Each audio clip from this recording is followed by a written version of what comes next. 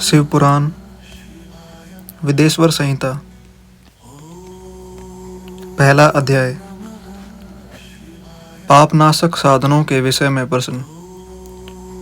जो आदि से लेकर अंत में है, नित्य मंगलमय है, जो आत्मा के स्वरूप को प्रकाशित करने वाले हैं, जिनके 5 मुख हैं, और जो खेल खेल में जगत की रचना, पालन और संहार तथा अनुग्रह एवं तिरोभावपूर्ण रूप 5 प्रबल कर्म करते हैं, उन सर्वश्रेष्ठ अजर अमर उमापति भगवान शंकर का मैं मन ही मन चिंतन करता हूँ।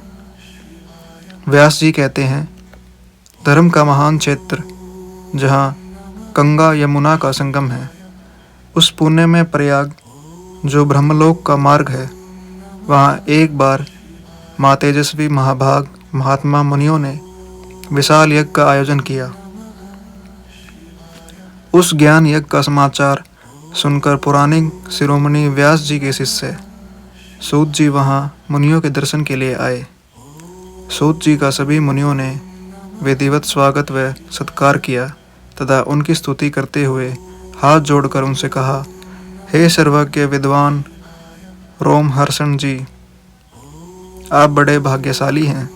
आपने स्वयं व्यास जी के मुख से पुराण विद्या प्राप्त की है। आप आश्चर्य स्वरूप कथाओं का भंडार है। आप भूत भविष्य और वर्तमान के ज्ञाता हैं। हमारा सौभाग्य है कि आप दर्शन हुए। आपका यहाँ आना निरर्थक नहीं हो सकता। आप कल्याणकारी हैं। उत्तम बुद्धि वाले सूत जी, यदि आपका अनुग्रह हो तो गोपनीय होने पर भी आप शुभाशुभ तत्व का वर्णन करें, जिससे हमारी तृप्ति नहीं होती और उसे सुनने की हमारी इच्छा ऐसे ही रहती है। कृपया कर उस विषय का वर्णन करें। घोर कलयुग आने पर मनुष्य पुण्य कर्म से दूर होकर दुराचार में फंस जाएंगे, दूसरों की बुराई करेंगे, पराई स्त्री के प्रति आसक्त होंगे, हिंसा करेंगे, मूर्ख, नास्तिक और पशु बुद्धि हो जाएंगे। सूत जी, कलयुग में वेद प्रतिपादित वर्ण आश्रम व्यवस्था नष्ट हो जाएगी। प्रत्येक वर्ण और आश्रम में रहने वाले अपने अपने धर्मों के आचरण का परित्याग कर विपरीत आचरण करने में सुख प्राप्त करेंगे। इस सामाजिक वर्ण संकरता से लोगों का पतन होगा, परिवार टूट जाएंगे, समाज बिखर जाएगा। प्राकृतिक आपदाओं से जगह जगह लोगों की मृत्यु होगी, धन का क्षय होगा, स्वार्थ और लोभ की प्रवृत्ति बढ़ जाएगी। ब्राह्मण लोभी हो जाएंगे और वेद बेचकर धन प्राप्त करेंगे। मद से मोहित होकर दूसरों को ठगेंगे, पूजा पाठ नहीं करेंगे और ब्रह्म ज्ञान से शून्य होंगे। क्षत्रिय अपने धर्म को त्याग कर कुसुंगी, पापी और व्याभिचारी हो जाएंगे। शौर्य से रहित हो वे शूद्रों जैसा व्यवहार करेंगे और काम के अधीन हो जाएंगे। वैश्य धर्म से विमुख हो संस्कार भ्रष्ट होकर कुमार्गी, धनोपार्जन परायण होकर नापतोल में ध्यान लगाएंगे। शूद्र अपना धर्म कर्म छोड़कर अच्छी वेशभूषा से सुशोभित होकर व्यर्थ घूमेंगे। वे कुटिल और ईर्ष्यालु होकर अपने धर्म से प्रतिकूल हो जाएंगे, कुकर्मी और वाद विवाद करने वाले होंगे। वे स्वयं को कुलीन मानकर सभी धर्मों और वर्णों में विवाह करेंगे। स्त्रियां सदाचार से विमुख हो जाएंगी। वे अपने पति का अपमान करेंगी और सास ससुर से लड़ेंगी, मलिन भोजन करेंगी। उनका शील स्वभाव बहुत बुरा होगा। सूत जी, इस तरह जिनकी बुद्धि नष्ट हो गई है और जिन्होंने अपने धर्म का त्याग कर दिया है, ऐसे लोग लोक परलोक में उत्तम गति कैसे प्राप्त करेंगे? इस चिंता से हम सभी व्याकुल हैं। परोपकार के समान कोई धर्म नहीं है। इस धर्म का पालन करने वाला दूसरों को सुखी करता हुआ स्वयं भी प्रसन्नता अनुभव करता है। यह भावना यदि निष्काम हो तो कर्ता का हृदय शुद्ध करते हुए उसे परम गति प्रदान करती है।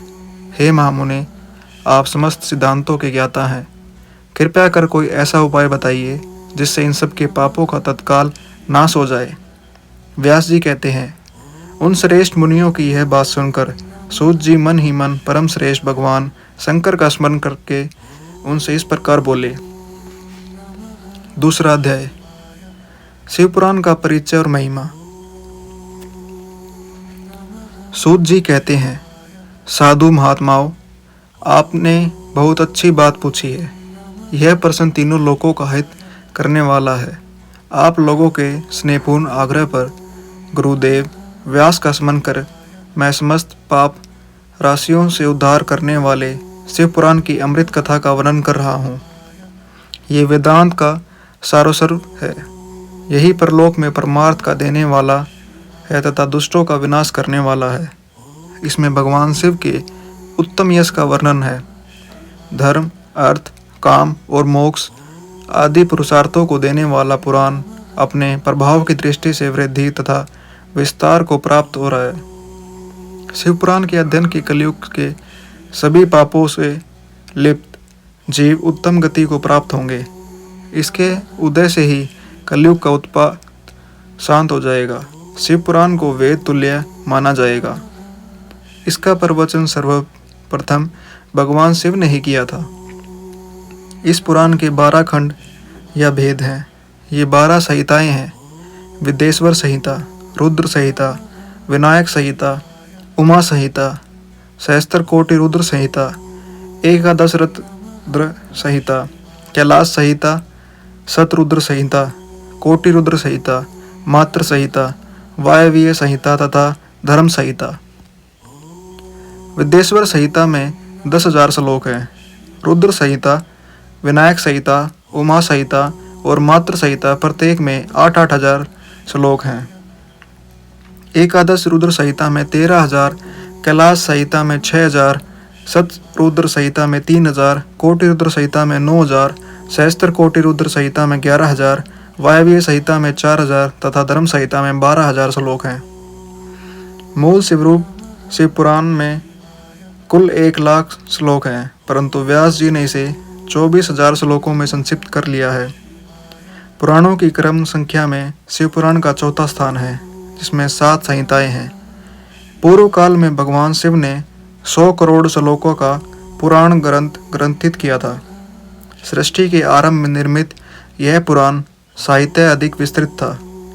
द्वापर युग में देवपायन आदि महर्षियों ने पुराण को 18 भागों में विभाजित कर 4,00,000 श्लोकों में इसको संक्षिप्त कर दिया।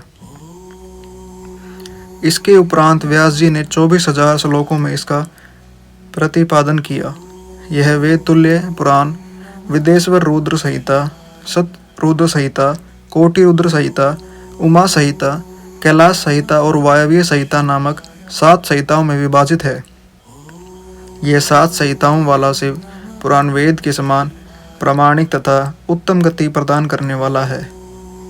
इस निर्मल शिव पुराण की रचना भगवान शिव द्वारा की गई है तथा इसको संक्षेप में संकलित करने का श्रेय व्यास जी को जाता है। शिव पुराण सभी जीवों का कल्याण करने वाला, सभी पापों का नाश करने वाला है। यही सत्पुरुषों को कल्याण प्रदान करने वाला है। यह तुलना रहित है तथा इसमें वेद प्रतिपादित अद्वैत ज्ञान तथा निष्कपट धर्म का प्रतिपादन है। शिव पुराण श्रेष्ठ मंत्र समूह का संकलन है तथा यही सभी के लिए शिव धाम की प्राप्ति का साधन है। समस्त पुराणों में सर्वश्रेष्ठ शिव पुराण ईर्ष्या रहित अंतःकरण वाले विद्वानों के लिए जानने की वस्तु है।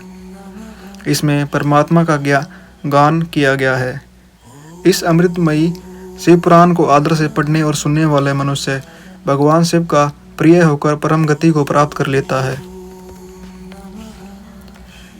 तीसरा अध्याय, श्रवण, कीर्तन और मनन साधनों की श्रेष्ठता। व्यास जी कहते हैं, सूत जी के वचनों को सुनकर सभी महर्षि बोले, भगवान आप वेद तुल्य अद्भुत एवं पुण्यमय शिव पुराण की कथा सुनाइए। सूत जी ने कहा, हे महर्षिगण, आप कल्याणमय भगवान शिव का स्मरण करके वेद के सार से प्रकट शिव पुराण की अमृत कथा सुनिए। शिव पुराण में भक्ति, ज्ञान और वैराग्य का गान किया गया है। जब सृष्टि आरंभ हुई तो 6 कुलों के महर्षि आपस में वाद विवाद करने लगे कि अमुक वस्तु उत्कृष्ट है, अमुक नहीं। जब इस विवाद ने बड़ा रूप धारण कर लिया तो सभी अपनी शंका के समाधान के लिए सृष्टि की रचना करने वाले अविनाशी ब्रह्मा जी के पास जाकर हाथ जोड़कर कहने लगे, हे प्रभु, आप संपूर्ण जगत को धारण कर उनका पोषण करने वाले हैं। प्रभु, हम जानना चाहते हैं कि संपूर्ण तत्वों से परे प्रातपर पुराण पुरुष कौन है। ब्रह्मा जी ने कहा, ब्रह्मा विष्णु रुद्र और इंद्र आदि से युक्त संपूर्ण जगत समस्त भूतों एवं इंद्रियों के साथ पहले प्रकट हुआ है। वे देव महादेव ही सर्वज्ञ और संपूर्ण हैं। भक्ति से ही इनका साक्षात्कार होता है, दूसरे किसी उपाय से इनका दर्शन नहीं होता। भगवान शिव में अटूट भक्ति मनुष्य को संसार बंधन से मुक्ति दिलाती है। भक्ति से उन्हें देवता का कृपा प्रसाद प्राप्त होता है। जैसे अंकुर से बीज और बीज से अंकुर पैदा होता है, भगवान शंकर का कृपया प्रसाद प्राप्त करने के लिए आप सब महर्षि ब्रह्म ऋषि धरती पर सहस्त्रों वर्षों तक चलने वाले विशाल यज्ञ करो। यज्ञपति भगवान शिव की कृपा से ही विद्या के सार तत्व साध्य साधन का ज्ञान प्राप्त होता है। शिवपद की प्राप्ति साध्य और उनकी सेवा ही साधन है, तथा जो मनुष्य बिना किसी फल की कामना किए उनकी भक्ति में डूबे रहते हैं, वही साधक है।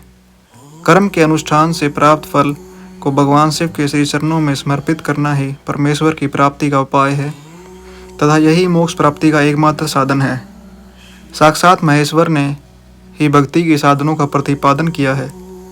कान से भगवान के नाम, गुण और लीलाओं का श्रवण, वाणी द्वारा उनका कीर्तन तथा मन में उनका मनन शिवपद की प्राप्ति की महान साधन है, तथा इन साधनों से ही संपूर्ण मनोरथों की सिद्धि होती है। जिस वस्तु को हम प्रत्यक्ष अपनी आंखों के सामने देख सकते हैं, उसकी तरफ आकर्षण स्वाभाविक है, परंतु जिस वस्तु को प्रत्यक्ष रूप से देखा नहीं जा सकता, उसे केवल सुनकर और समझकर ही उसकी प्राप्ति के लिए प्रयत्न किया जाता है। अतः श्रवण पहला साधन है। श्रवण द्वारा ही गुरुमुख के तत्व को सुनकर श्रेष्ठ बुद्धि वाला विद्वान अन्य साधन कीर्तन और मनन की शक्ति व सिद्धि प्राप्त करने का यत्न करता है। मनन के बाद इस साधन की साधना करते रहने से धीरे धीरे भगवान शिव का संयोग प्राप्त होता है और लौकिक आनंद की प्राप्ति होती है। भगवान शिव की पूजा, उनके नामों का जाप तथा उनके रूप गुण विलास के हृदय में निरंतर चिंतन को ही मनन कहा जाता है। महेश्वर की कृपा दृष्टि से उपलब्ध इस साधन को ही प्रमुख साधन कहा जाता है।